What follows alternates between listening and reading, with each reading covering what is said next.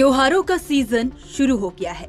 ऐसे में देश के सरकारी कर्मचारियों पर खुशियों की बौछार होने वाली है। बताया जा रहा है कि केंद्र की नरेंद्र मोदी सरकार इस बार डीए यानी कि महंगाई भत्ता और डीआर में 3 से 4% की बढ़ोतरी कर सकती है, जिससे कि कर्मचारियों की सैलरी में बड़ा उछाल आने की उम्मीद है। दरअसल 8वें वेतन आयोग के गठन और अटके पड़े डीए एरियर पर तो मोदी सरकार केंद्रीय कर्मचारियों को बड़ा झटका दे चुकी है। अब सभी को इस बात का इंतजार है कि उनका डीए कब बढ़ेगा।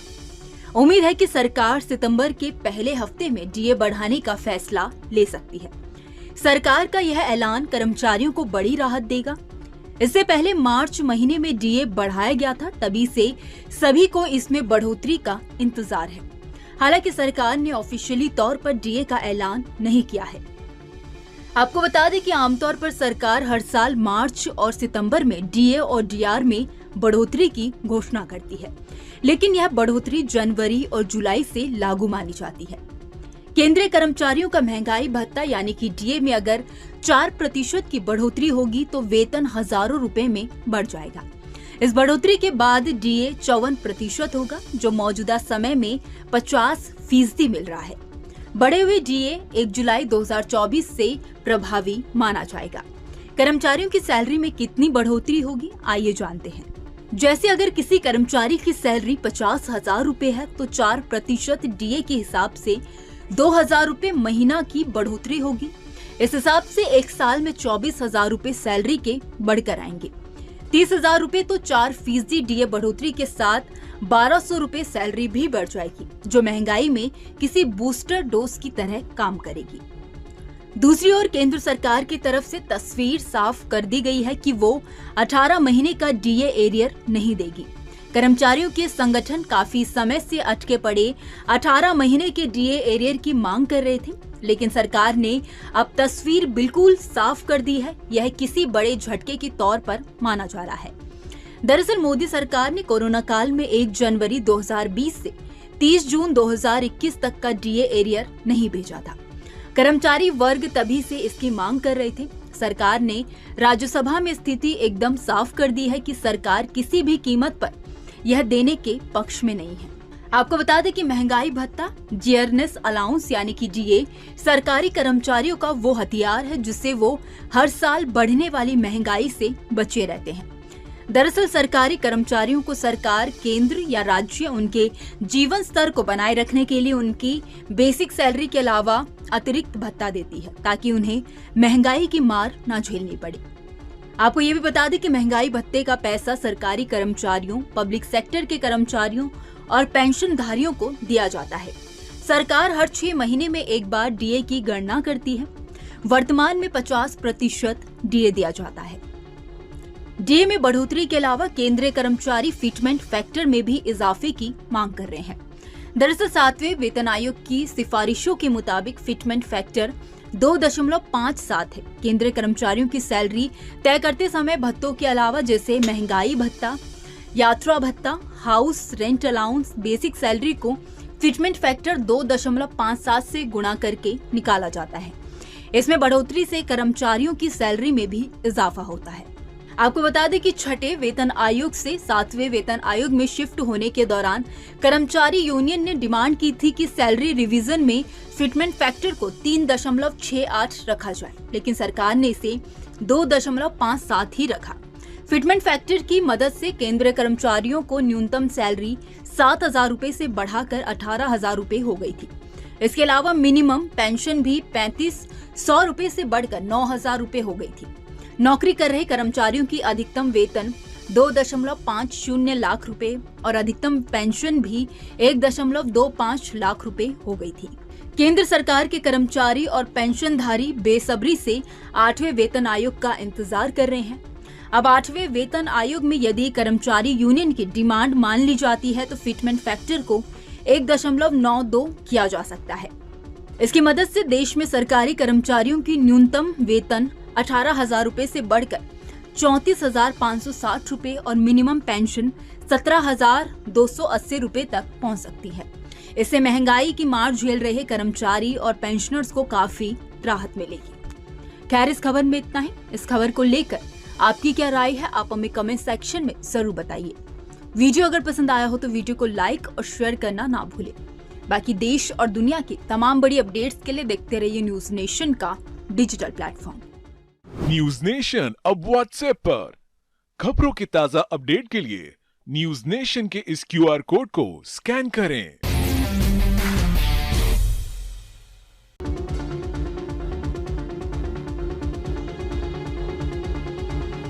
त्योहारों का सीजन शुरू हो गया है। ऐसे में देश के सरकारी कर्मचारियों पर खुशियों की बौछार होने वाली है।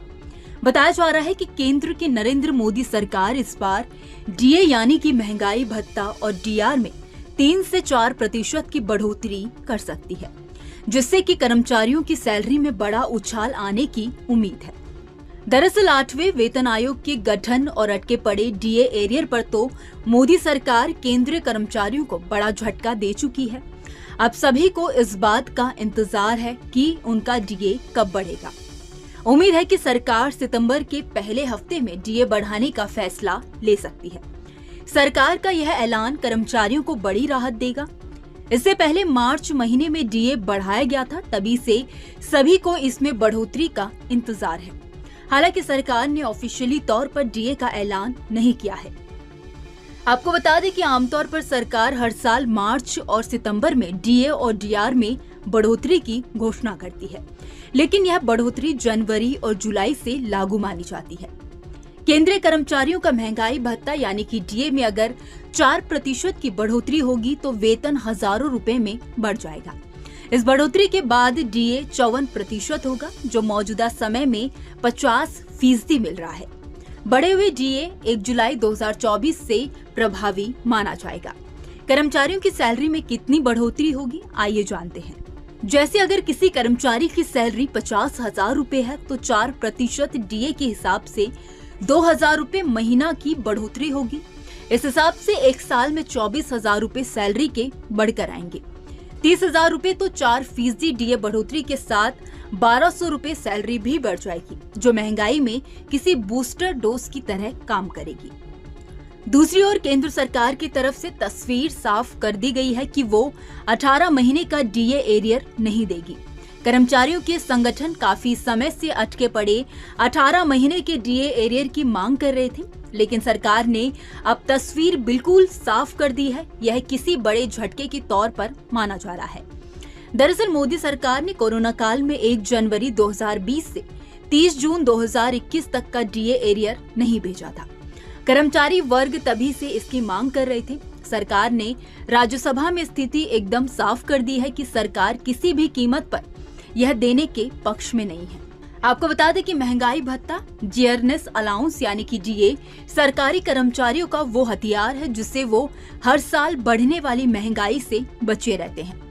दरअसल सरकारी कर्मचारियों को सरकार, केंद्र या राज्य उनके जीवन स्तर को बनाए रखने के लिए उनकी बेसिक सैलरी के अलावा अतिरिक्त भत्ता देती है, ताकि उन्हें महंगाई की मार न झेलनी पड़े। आपको ये भी बता दें कि महंगाई भत्ते का पैसा सरकारी कर्मचारियों, पब्लिक सेक्टर के कर्मचारियों और पेंशनधारियों को दिया जाता है। सरकार हर 6 महीने में एक बार डीए की गणना करती है। वर्तमान में 50% डीए दिया जाता है। डीए में बढ़ोतरी के अलावा केंद्रीय कर्मचारी फिटमेंट फैक्टर में भी इजाफे की मांग कर रहे हैं। दरअसल 7वें वेतन आयोग की सिफारिशों के मुताबिक फिटमेंट फैक्टर 2.57 है। केंद्रीय कर्मचारियों की सैलरी तय करते समय भत्तों के अलावा जैसे महंगाई भत्ता, यात्रा भत्ता, house rent allowance, basic salary को फिटमेंट फैक्टर 2.57 से गुणा करके निकाला जाता है। इसमें बढ़ोतरी से कर्मचारियों की सैलरी में भी इजाफा होता है। आपको बता दें कि 6ठे वेतन आयोग से 7वें वेतन आयोग में शिफ्ट होने के दौरान कर्मचारी यूनियन ने डिमांड की थी कि सैलरी रिवीजन में फिटमेंट फैक्टर को 3.68 रखा जाए, लेकिन सरकार ने इसे 2.57 ही रखा।